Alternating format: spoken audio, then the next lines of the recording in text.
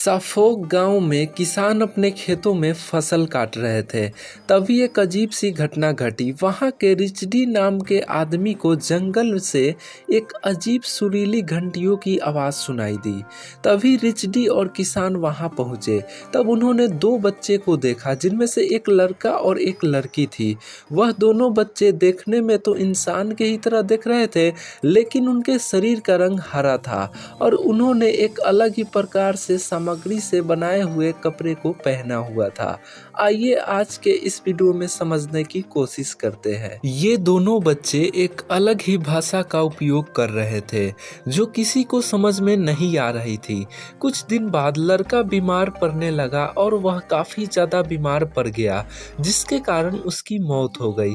लेकिन जो लड़की थी, कुछ सालों बाद उसके शरीर का रंग धीरे धीरे सामान्य होने लगा और वह ठीक हो जाती है। उसने अंग्रेजी भी सीख ली। उसके बाद उसने पास के ही शहर लेबनम के एक आदमी से शादी कर ली, मगर कुछ सालों बाद उसके पति की मौत हो जाती है। जब उसको वहाँ की भाषा का ज्ञान हुआ तो उसने अपनी पूरी कहानी सुनाई, जो कि चौंका देने वाली थी।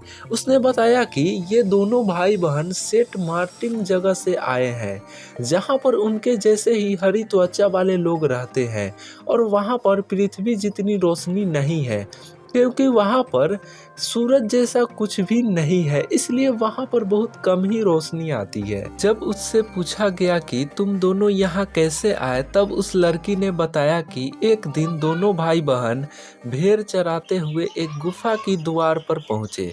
तब उन्हें अत्यंत सुरीली आवाज में घंटियों की आवाज़ सुनाई दी।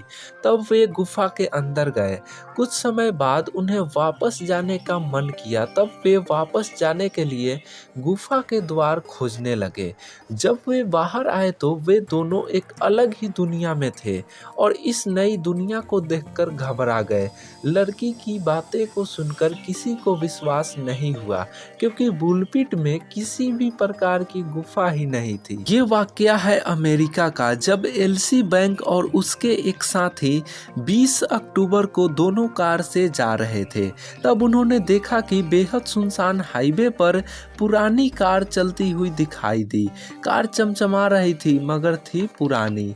वो कार के बगल में गए और उन्होंने अंदर देखा कि एक महिला और बच्चा उसमें बैठे थे और दोनों का पहनावा 1940 के दौर का लग रहा था। महिला उन दोनों को देखकर डर गई।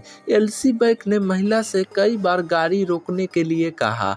आगे जाकर उसने गाड़ी रोकी। पीछे से जब एलसी बैंक आया तो उसने कार को महिला के कार के आगे खड़ा कर दिया। जैसे ही वो निकलकर गाड़ी के तरफ मुड़ा, तब तक वो कार वहां से गायब हो चुकी थी। हाईवे सुनसान था, दूर दूर तक कुछ नहीं नजर आ रहा था और वो कार अचानक गायब हो गई।